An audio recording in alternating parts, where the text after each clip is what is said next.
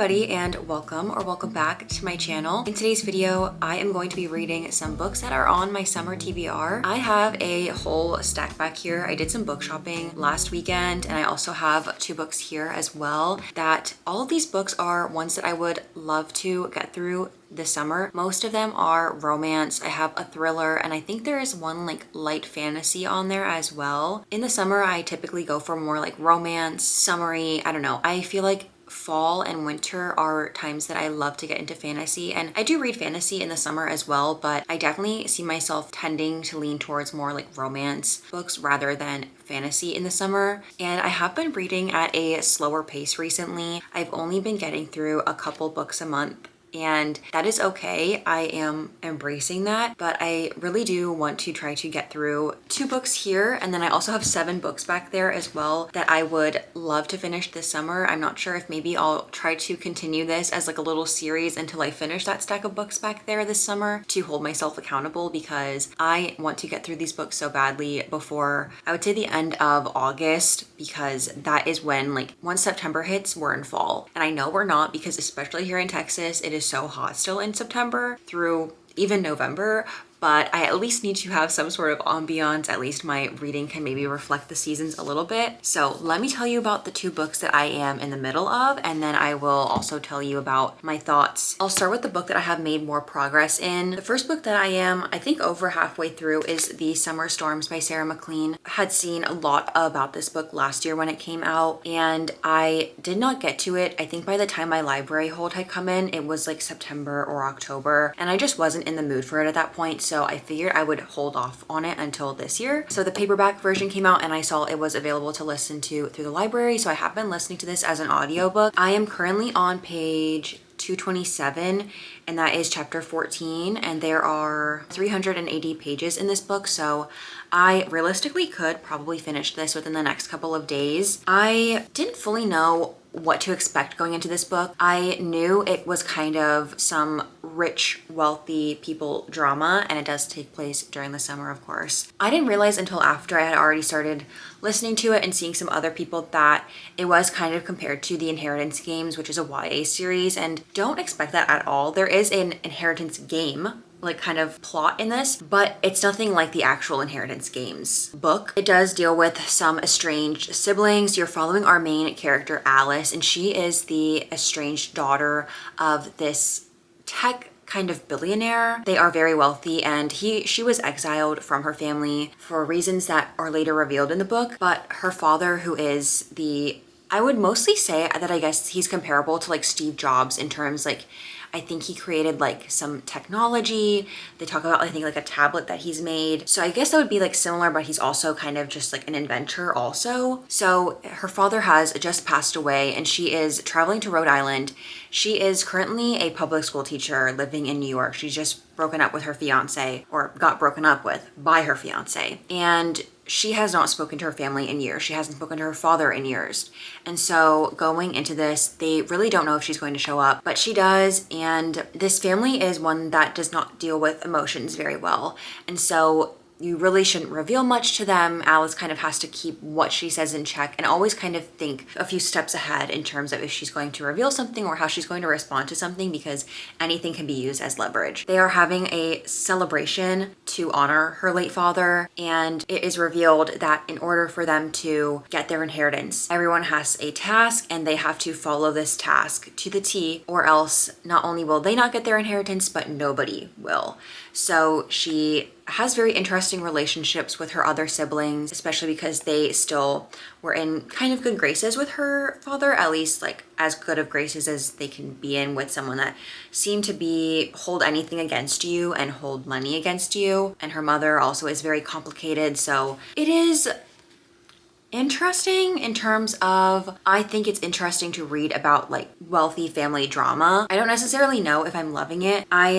I guess I'm more interested to see like what else will be revealed along the way, because I don't know, I think that there's more behind Alice's estrangement from her father, and I think that maybe he admired her, like not admired her, I don't know. It's complicated. I'm not sure. I think there's going to be more revealed at the end. So we'll see. I'm not sure. You also follow Alice's older sister Greta, her older brother Sam, and then her younger sister Emily. Every so often they'll get one of like a chapter of their point of view. Most of the time you are just following Alice. So I'm not sure. We will see how this ends. It's pretty short.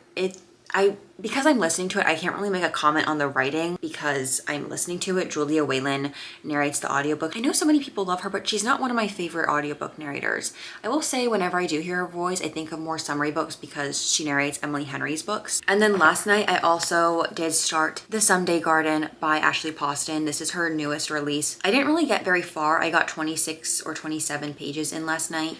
And I honestly really don't even know fully what this is about. I will read you the back of the book because I really bought this. I liked her other books. So I was kind of just going in blind with that. So the back says, every garden has its secrets. When Sophie Dreer plans her escape to coastal Maine for the summer for a temporary job revitalizing the storied grounds at Lilymore House, she doesn't expect to fall in love. But she does, with the beguiling land, the fragrant flowers, and the towering hedge maze.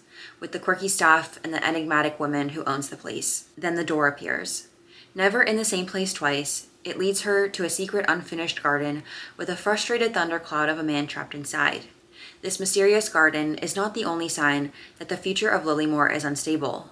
The foliage resists Sophie's careful nurturing, vines threaten to strangle the hedges, and the manor's owner has wild ideas about who will take over when she retires, including her inconveniently attractive nephew, who is also there just for the summer. Despite herself, Sophie has come to care for the residents of Lilymore as much as she cares for its grounds. With the help of one man on the outside of a secret garden and one man on the inside, she might be the only person who can figure out exactly what Lilymore needs to bloom once more. So it definitely does give summer vibes. It takes place during the summer, very heavy on like the garden imagery. I had a few lines last night that I read that I was like, wow, I want to underline or tab this. I just really enjoy Ashley Poston's writing. I loved The Dead Romantics by her. I really enjoyed The 7-Year Slip. A novel love story I didn't like as much, and Sounds Like Love was, I think, just okay, but I'm excited to go into this. I will probably pick out some tabs to tab it along the way if I keep seeing lines that I really like as well. Or not lines that I really like, but lines that I just think are well written and nice picture in my mind as I was reading. So I have one or two other books that I want to also read in this video. I'm going to continue reading and listening to these two, and I might color later if I have time. We will see where the day takes me. It's already like mid-afternoon, so not sure, but I wanted to pop in, say hi, say where I'm starting this video and where I'm at, and I'm hoping to update quite frequently as well. So I will see you guys later on. I'm not sure when, maybe tomorrow. I really have no idea.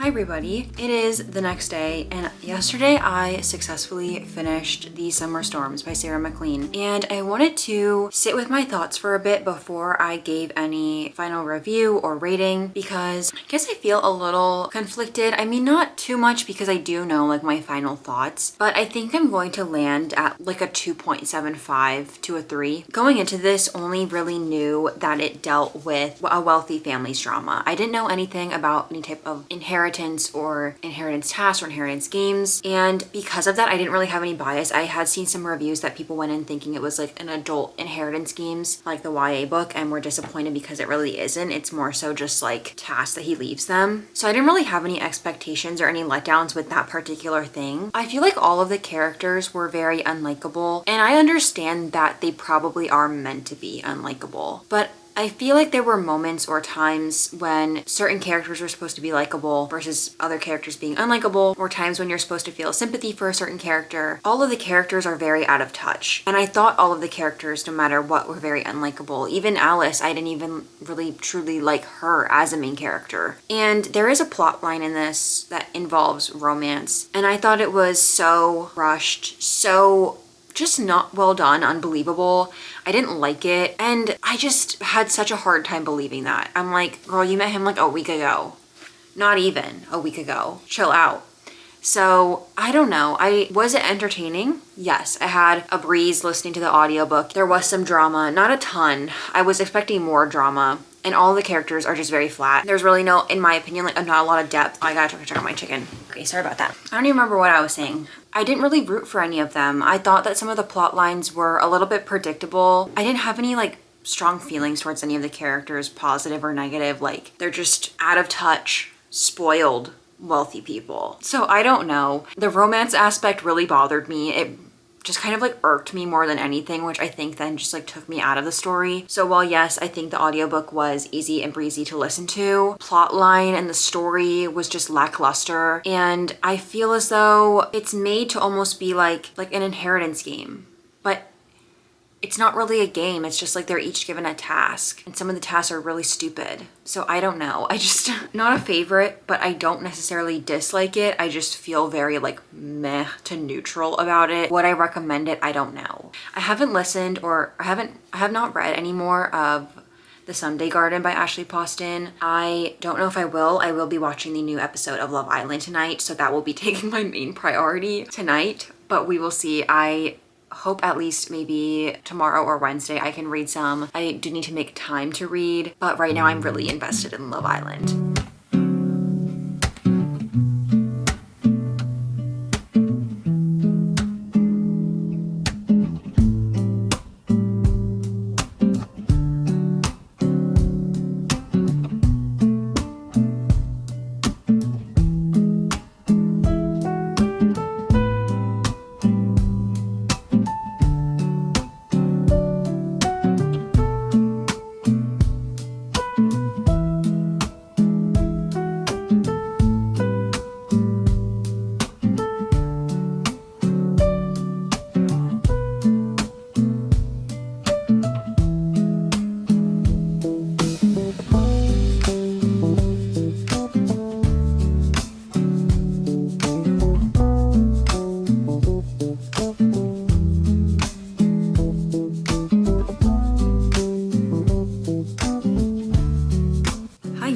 And long time no see for me to you, but in reality, it's been a couple days. I think it's been like a week. I really don't even remember when the last time I filmed was, but I was able to get the audiobook of The Someday Garden by Ashley Poston through the library, and with that I was able to finish it yesterday. I have not really sat down to read physically like at all the past week, so I've been relying on my audiobook, and I did in fact finish this. Really don't know how I feel about it. I feel like I want to give it a 3-star, but in reality I'm just not sure. I think that of Ashley Poston's work, my favorite was The Dead Romantics, and then The 7-Year Slip, and then it would probably be this. I did like it better than her other two, Sounds Like Love and The Novel Love Story, or A Novel Love Story. I think A Novel Love Story is my least favorite by her, but I don't really remember much about Sounds Like Love. I think that this one, it had some themes that I really enjoyed.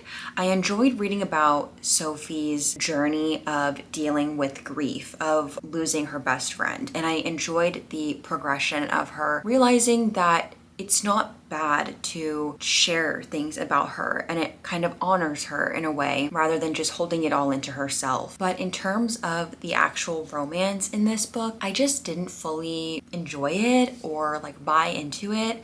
I feel as though it felt a little bit rushed, and then certain parts of the book felt a little bit boring to me. I did also enjoy getting to see Sophie's friendship form with Juliet and the other guy's name, I don't remember. It's a different name. I think it's his last name. I did enjoy getting to see their friendship, but I just didn't fully buy like the romance. I wasn't really sure who it was going to be with at first, and then at the end it just felt a little bit rushed, and I just didn't really feel like bought into the strong connection that she was explaining while reading it, saying how much she, loves him and how much he means to her. I was just like, okay, you're saying that, but I just didn't feel like I saw enough of it to really buy it. So I don't know. I didn't love it, but I also didn't hate it either. I feel like I've seen some pretty mixed things. Like I've seen some people really like it. I've seen some people not like it. I just don't really know where I fall. I feel probably somewhere in the middle, but I just don't think I had the best time. I don't know. Needless to say, guys, I don't want to read summer books anymore. I'm struggling. I did go like fall shopping yesterday, and now all I want to do is read like cozy fall books.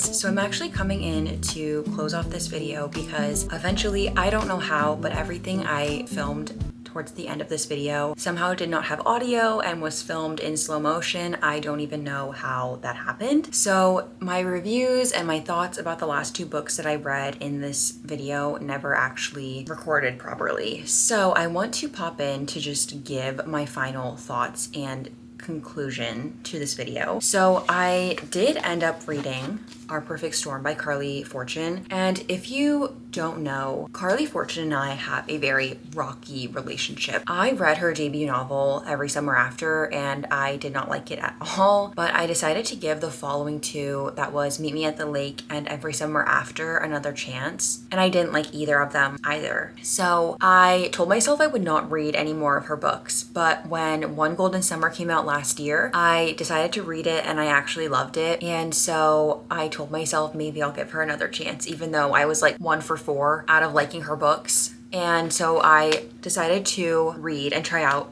Our Perfect Storm, and needless to say, I did not like it either, and I am going to actually hold myself accountable. Every time a Carley Fortune book comes out, I am not allowed to read it anymore because I end up just not liking them at all. In this book, you follow our main character, Frankie, and it is the night before her wedding, and she is getting married to her fiance, and he's a little bit older, and you kind of see that Frankie has been kind of changing who she is as a person and kind of dulling herself down to fit with him. And eventually the next day comes around, it's wedding day, she wakes up and her fiance has left her, and they end up not getting married. And for around like 2 to 3 months after, she is heartbroken. Now is the time for their supposed honeymoon. Her fiance and her agree that she will go on this honeymoon that they were supposed to go on together, but she's actually going to go with her childhood best friend named George. Things go from there. My main gripe with Carley Fortune is that it feels like every single one of her books deal with maybe not necessarily cheating, but with some sort of relationship that just feels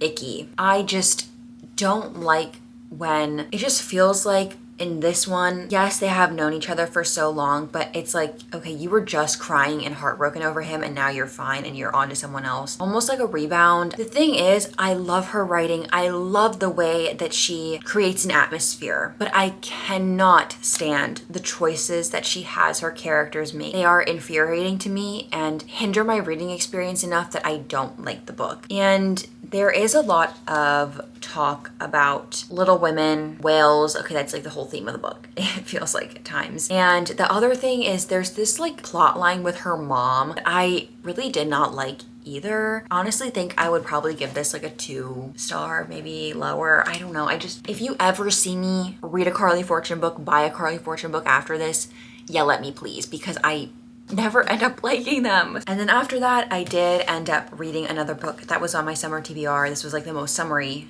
well, these two were the most summery books on my summer TBR, and this is The Summer of Lost Things by Jenn Bennett. As you can see, the cover is beautiful. The cover is stunning. And to be honest, the main reason that I bought this book was because of the cover. Even after like I read the back and I was like, I don't even think I'll fully like this, but I thought the cover was so beautiful that I just wanted to buy it anyway. And maybe I shouldn't have. Within this book, you follow Paige, and she is a student at Harvard. She's from a small town on Lake Michigan, and she is like the descendant to a pirate that frequented Lake Michigan. And in their town, there is lore about a lost treasure that he hid somewhere. And growing up, her and her group of friends, Jasmine, Benny, and Seb, all called themselves the Wags. And they were like a group of friends that tried to find the treasure. She's been away at college for like a year. She comes back because she needs her absentee father to sign a paper declaring that he is not like financially responsible for her, because her financial aid at Harvard will get pulled because he's actually a millionaire. So she goes back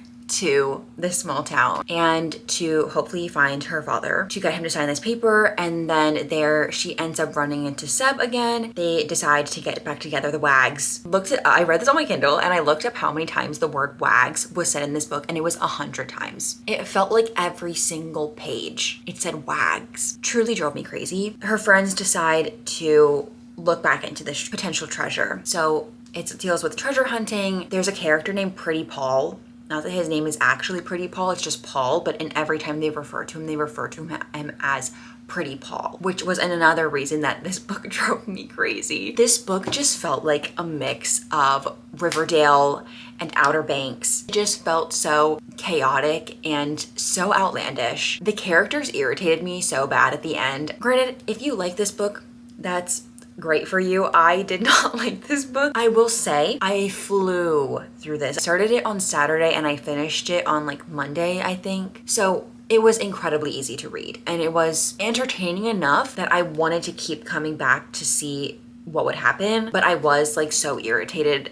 like towards the end when everything was getting revealed. I was like, is this really what I just read? Like, so I think I gave this like 2.25 stars because at least I was entertained to a certain extent. Those are the 4 books that I read in this time frame. I think I've honestly filmed this video over the span of like a month. You guys have read any of these books? I would love to hear your thoughts in chat about them. Thank you guys so much for watching, and I will see you in my next video.